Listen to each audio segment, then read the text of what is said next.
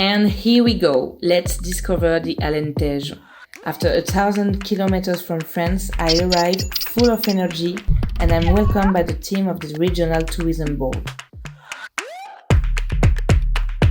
After a national television channel gave me the opportunity to share my message, I'm invited inside the former customs building where I regain some energy by having a couple pastel de Châtaigner, a local delicacy made with chestnuts.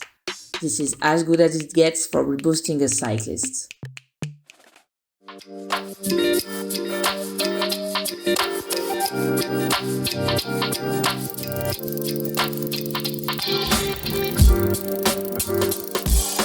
So I started the road of Alentejo after reaching the border yesterday after 900 kilometers of biking. Today I'm walking, I'm resting my legs.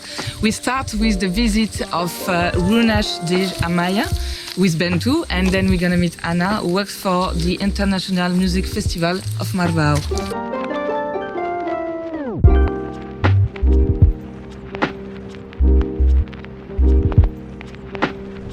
So we are here just next to Marvão with Bentu. Bentu, where are we exactly right now? Bom, nós estamos na cidade romana de Amaia. É uma cidade romana situada aqui no concelho de Marvão, no Alto Alentejo. É uma cidade romana que está ainda numa fase inicial das escavações, só ainda está escavado uma pequena percentagem da área total da cidade, mas é uma cidade que tem um grande potencial para se tornar um grande sítio arqueológico e também um grande sítio de visita aos turistas.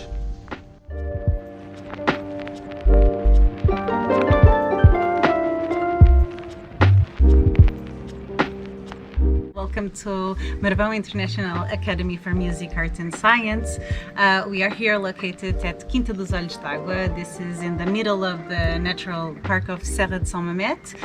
We are giving our first steps now. We are here to promote workshops, events, exhibitions, multidisciplinary events in the fields of music, arts and science. Also, we want to rehabilitate this whole park and this whole area and to invite and welcome not only locals but visitors of this region to enjoy the natural park. We are here trying to develop as much as possible and enrich the region with culture and music and arts.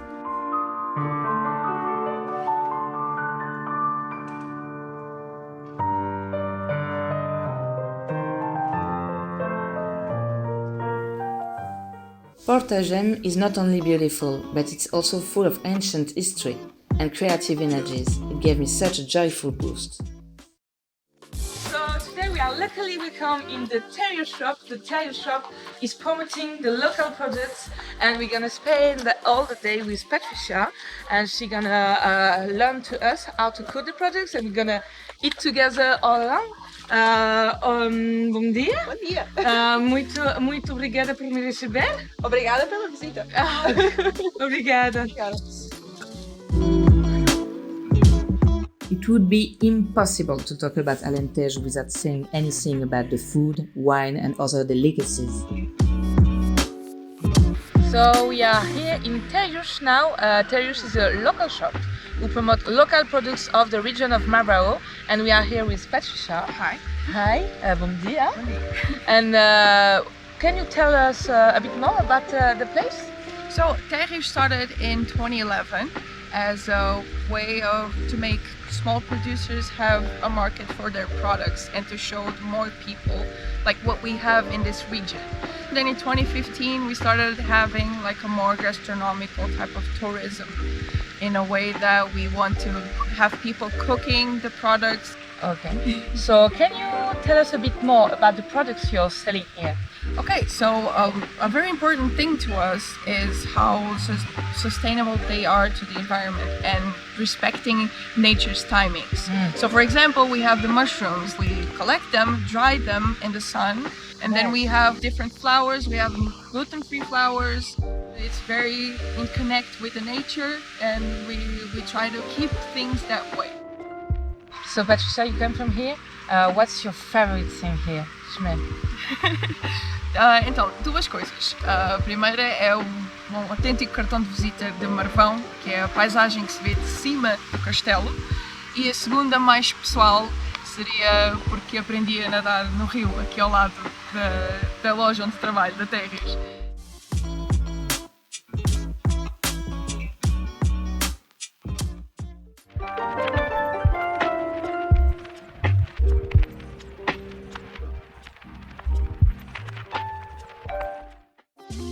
So today we're gonna see Maria Leal. She lives in the Quinta de Barriero. She's a very famous sculptress, internationally known. And we're gonna visit our garden, see the sculpture, spend the day with her. It's gonna be amazing for sure. I was eager to meet Maria because I had seen her work and absolutely loved it. I was very impressed to discover that behind all this kindness stands a tough sculptress who works with steel and marble on pieces that can sometimes be gigantic.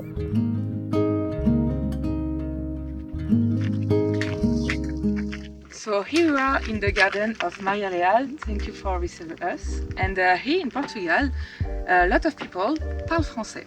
Donc on va parler en français. Du coup, on est ici chez toi, dans ton jardin. Est-ce que tu peux nous parler de ton travail? Je travaille en marbre principalement et en fer parce qu'ils sont des structures complètement différentes, très dures et froids et autres c'est malléable, merci, oui. et chaud. Et c'est le contraste, c'est complètement différent pour travailler et donne des émotions très différentes. J'ai aussi des sculptures seulement en fer et autres sculptures seulement en pierre. La pierre se travaille au contraire du métal. La pierre, c'est la subtraction, je retire des morceaux et le métal, c'est faire d'addition. Donc du coup, là, on est dans un endroit que tu as créé, que tu as pensé.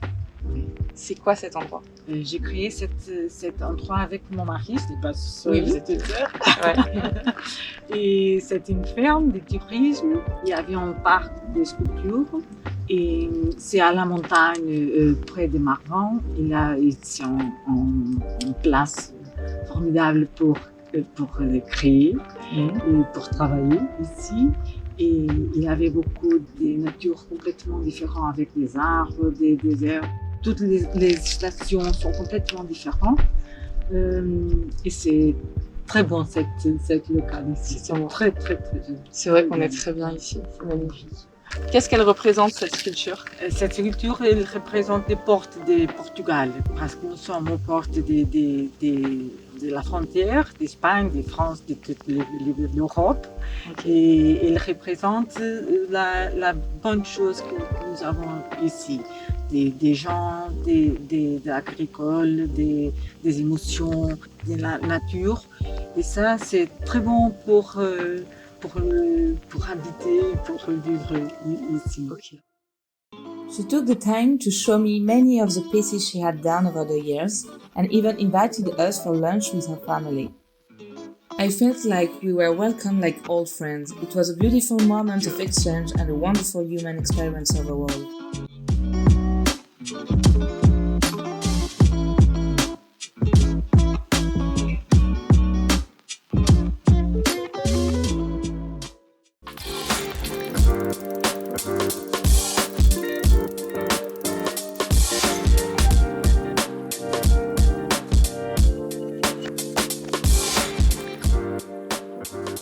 This morning we're gonna visit Marvão. I need the vice president. Follow me. It was an intense climb, but seeing the landscape scroll past me and extend towards infinity almost made me forget the physical exertion.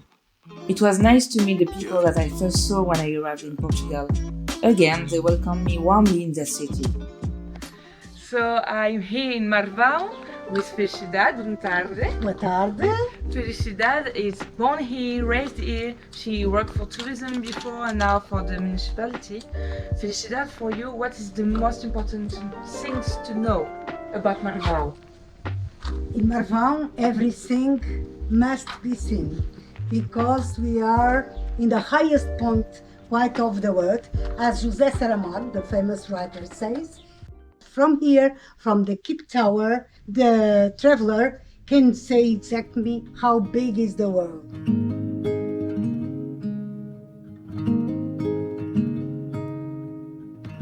So we are here in the castle of Marvão. It's really convenient because of its ideal place between the two borders of Portugal and Spain. And it has been reconquered by Ibn Marwan during the Reconquista against the Emir of Cordoba. And that's why Marvão is named like this. It's in homage to Ibn Marwan. Marwan, Marvão.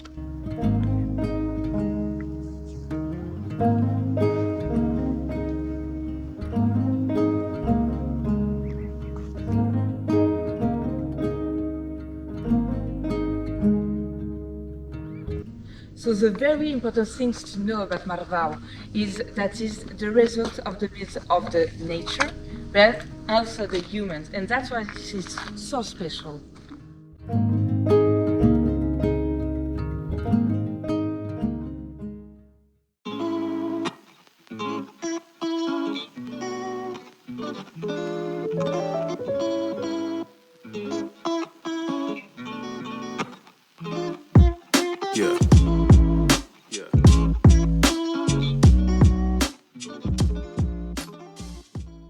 So here we are in Peter's and Rosemary's Place, a very beautiful testimony of the region. You can come chilling in rebuilt farms, see the olive trees, enjoying the place and meet them at their own farm where they take care about black merino sheep with their lovely 5 border collies. So I'm here with Rupert, Peter's and Rosemary's son. Hi. Hi. Bom dia. Hi. Can you tell us a bit about your father?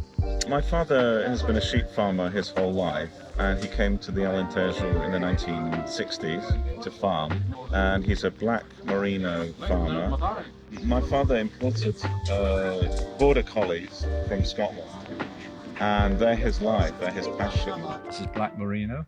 Yeah. White merino is much more common. Black merino is I very rare now. I wear black Yeah? merino. Yeah. Wow! Good for you. So Rupert, you talked about the beautiful landscape. In this landscape, what is your favorite playground and why? I think it's got to be the granite landscape around the houses that we let. It's a magical landscape full of caves, full of ravines, and a lot of wildlife. So I've even drawn up a small map for my nephews where we talk about the Bay of Pigs, where the wild boar hang out, and we talk about the Eagle's Nest, which is a rock which is right at the pinnacle, right at the top of the valley where we are. And there's lots of places to explore, and it's something really magical, like out of Lord of the Rings almost. Incredible. This is true. Why do you think your family and you enter the spirit of Alentejo?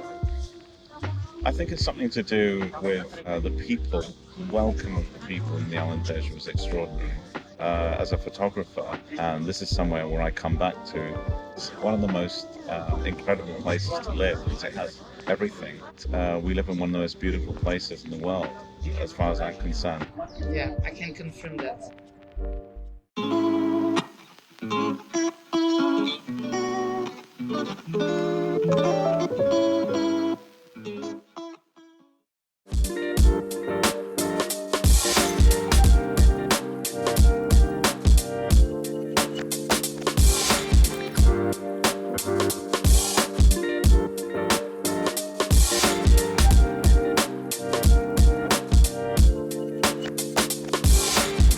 So today we are going to Castelo de Vide to meet Danish Ashvaq.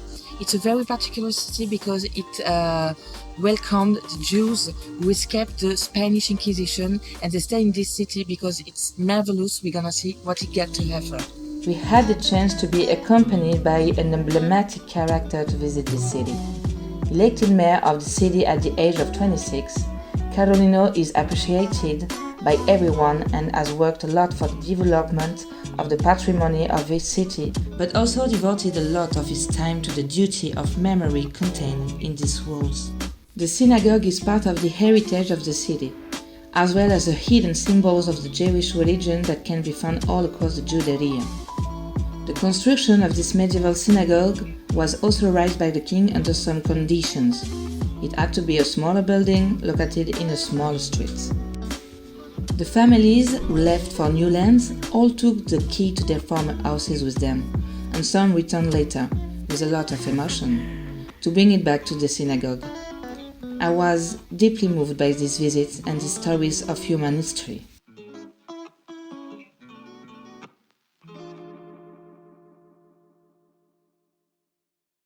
Carolinos, where are we right now and why there is a juderia?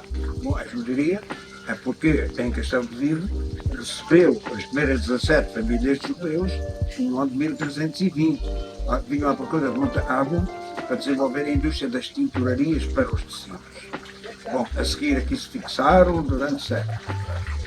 O que é que me motiva a mim esta questão da judiaria dos judeus? É que quando eu era pequeno, nesta rua onde nasci, as minhas vizinhas nas sextas-feiras da parte da tarde limpavam a casa, mudavam a roupa da cama e tinham uma candeia acesa num sítio escondido. E quando eu perguntava porquê, já a minha avó dizia que são costumes muito antigos. E isso foi o que me levou mais tarde a estudar em livros, a estudar com investigadores e vim a descobrir que a minha família, que também era judia, que veio fugida de Toledo no ano de 1492, fixaram-se como ferreiros e ainda hoje está aqui a oficina de ferreiro, que é um museu da nossa família que vamos ver a seguir. Obrigada.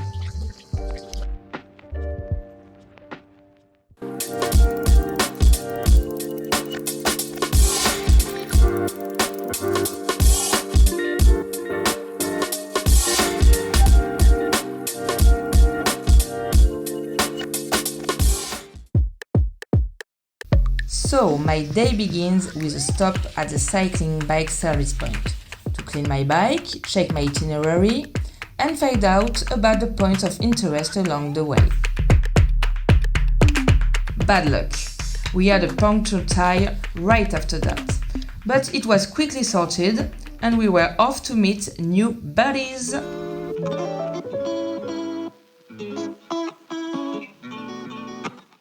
Du coup, là, on est avec Hubert, bonisseur de la batte. Voilà, qui vit dans un très joli jardin rempli de cailloux. Je vais tenter de prendre une figue dedans. Ah putain! So when you eat figs after eating figs of barberries, you get pins on your mouth. Et puis dans 48 heures, tes doigts vont devenir violets. Ils vont commencer à tomber. Sérieux? Si, véridique. Hein. Moi, ça m'est arrivé 3 fois déjà, tu vois. After all these encounters and adventures, we finally caught a break at the lake of Nisa. A much welcome feeling of holidays that allowed us to hit the road again invigorated. Today we're gonna spend the day in Nisa. Nisa had the luck to have 2 different handcrafts, ancestral handcrafts. The first one is embroidery in felt made by Denise. We're gonna meet her in the morning. And in the afternoon, we're gonna practice pottery with squat stone ornaments made by Antonio fiel.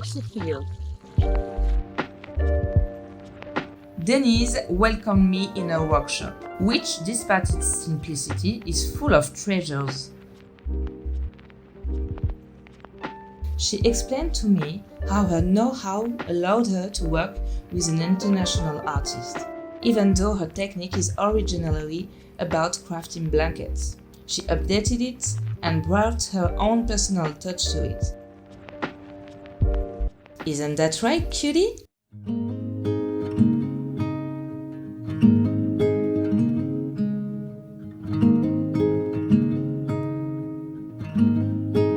A quick stroll through Nisa, where the art of pottery unravels slowly before our eyes.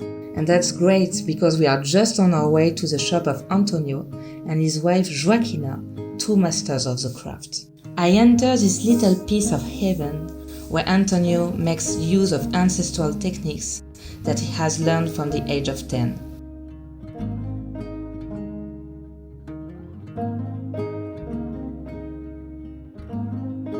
For a moment there, I have the privilege of entering the secrets of this art.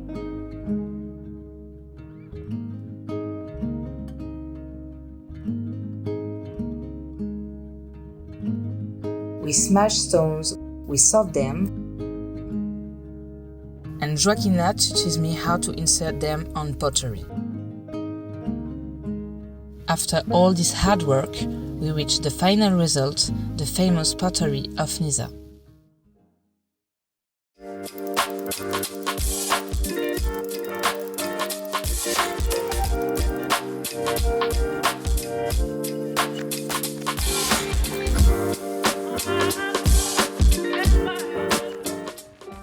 As I'm riding my bike, I'm thinking of this craft that might soon be lost. I hope that people from my generation open their eyes and wake up. Moving on, we arrive in a lovely village where a magnificent edifice unexpectedly reveals itself. Today we're gonna visit the Monastery Flor da Rosa. It's a major example of all the 45 monasteries in all the Peninsula Iberica, and it has been built in the 5th century by Álvaro González Pereira. Here we go. The joyful team who runs the place and the president of the municipality of Castelo welcome me, and I get very emotional when I'm gifted this small present they made especially for me. A clay plaque that represents my trip. I now understand that I'm with people who believe that what I'm doing is important.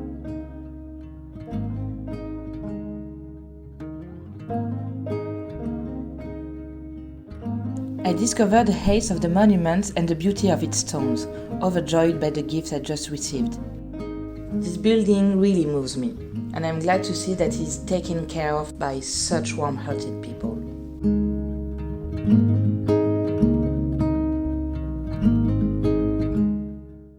Yesterday night we arrived in Castelo in Casa de Correto, a guest house of Joaquina and her husband, and we felt so welcome that we decided to spare a lunch, cook for them a French-Pakistanis meal, so we're gonna do a quiche à la pakistanaise.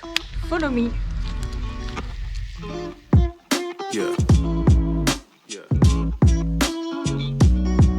We cut the vegetables, cook them to the traditional Pakistani way, and off it goes into the oven. I prepare the dessert, melon, black pepper and mint. We sit down to eat lunch, where my Portuguese is put to the test.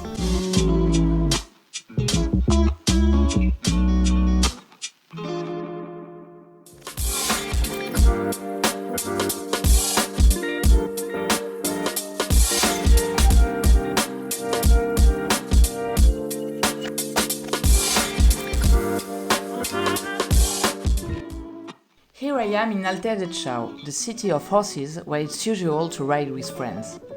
Finding important places about horse riding there is no surprise. Let's see what they are.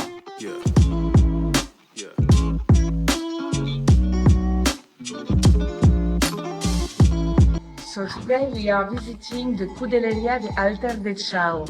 Here you can find the Pur Sang Lusitano. This is this kind of horse, and it is the Razza Alterial. Here you have the stud, and the other part is an agriculture and equestrian school. Here the students learn how to ride, train and take care of horses. Among these hard workers are Pedro and João, and they truly love their passion. Oh look, there is a new student who hasn't worked for a long time. What a bliss to rediscover this sensation. Here, the horses are loved and pampered by their riders.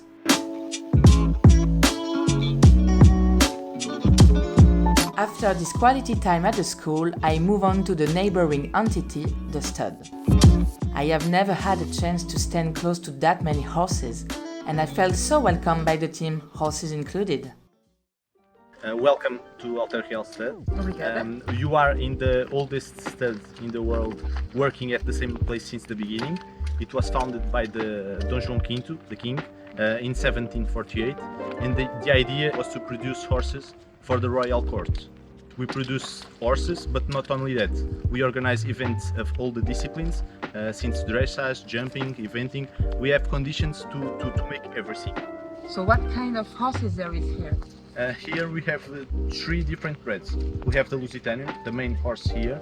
We have also the Arabian and the Surraia. Surraia, it's a horse that is to be extinct. It's an autochthonous Portuguese breed. And how we are a national state, we have to make the conservation of that breed, and they are in the basis, in the genetic basis of the Lusitania. The Iberian horse, the Lusitanian, and the Spanish horse. The Lusitanian, it's a very specific breed. They are very noble, they are generous, they always want to please the rider. So it's different from another breeds, and they are fantastic and unique.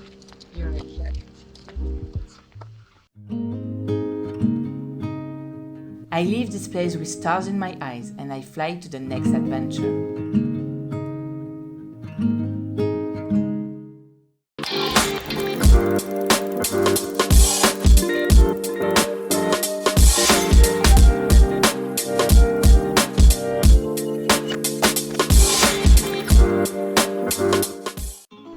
So today we're gonna visit a Évora of Estremoz, which is a carrier of marble. Can't wait to see it. Let's go.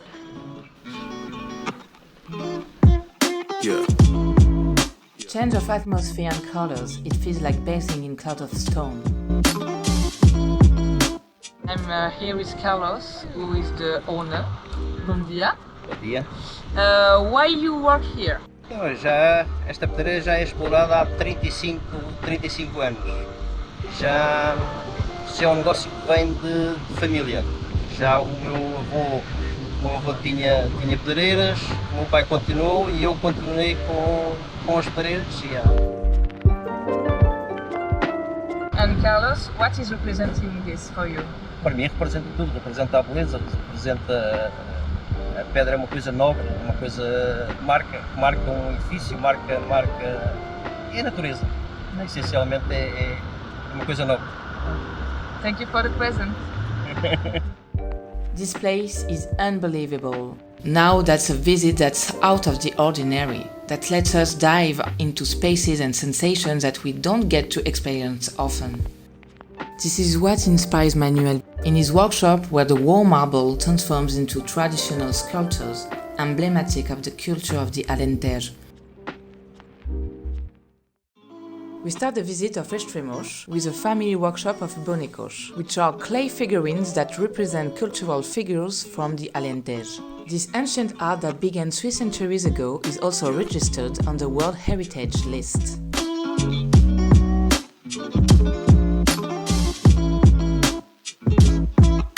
Here we are in the old market of Estremoz, filled with treasures and depicting the riches of the city of marble.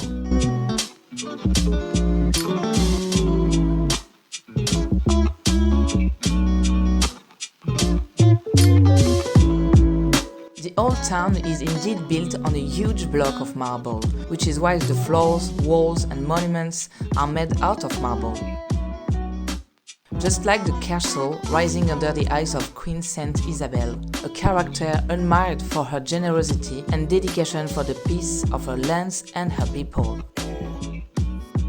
After a lunch colored by sunny local products, we discovered the domain dos Outeiros Altos, a sublime place where delicious organic wine is produced using only natural manufacturing processes, such as soil protection with straw or relying on gravity to allow fermentation.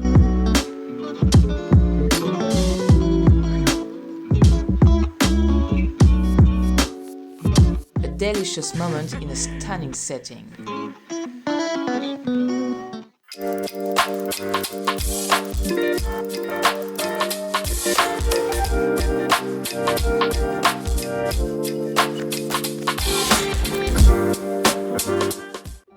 Let's end our journey by discovering some local products from Azaruja, starting with a cork factory. Cork comes from the bark of cork trees that is removed every 9 years. Only trees that are 50 years old and over are used.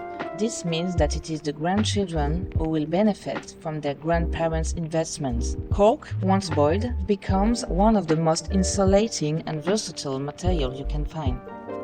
In addition to the wine stoppers for which it is the best known, cork is also processed in an infinity of ways.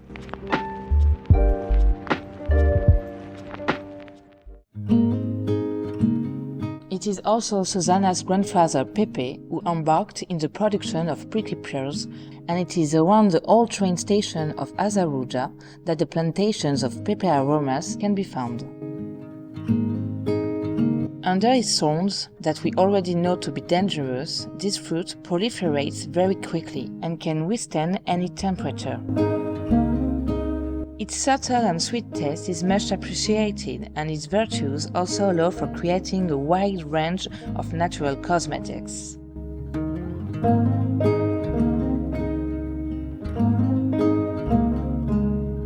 We end our day with João, who inherited his grandfather's plantation, where olive trees that are over 2,000 years old can be found.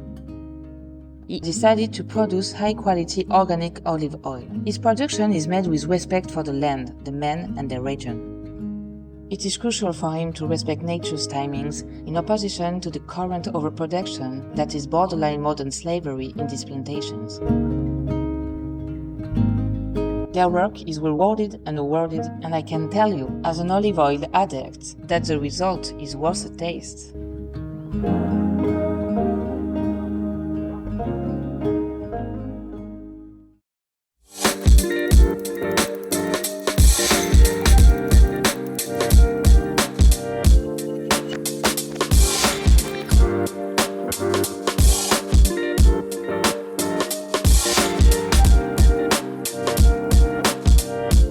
The Alentejo has truly been a revelation for me, a discovery woven with secrets that only our old Europe knows how to pull out of its pocket.